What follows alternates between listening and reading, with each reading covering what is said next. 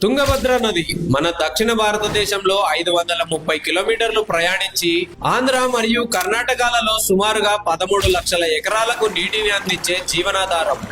ఈ నది మీద నిర్మించిన హొస్పేట్ డ్యాం కారణంగానే రైతులు వానాకాలం, చలికాలం, ఎండాకాలం అనే తేడాలు లేకుండా ఒక సంవత్సరానికి 365 రోజులు నీటిని పొందుతూ 2 నుండి 3 పంటలు సాగు చేసుకుంటున్నారు.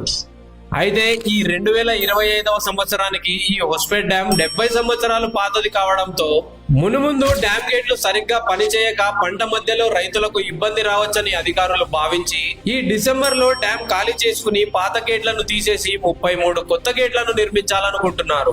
ఈ వీడియో నుండి తుంగభద్ర నీటిపై ఆధారపడ్డ రైతులు తెలుసుకోవాల్సిన విషయం ఏమిటంటే, ఇప్పటి నుండి జనవరి 10 దాకా రోజు రైతులకు నీళ్లు అందుబాటులో ఉంటాయి. జనవరి 10 తర్వాత నీళ్లు ఉండవు. డ్యాం రిపేరింగ్ మొదలవుతుంది.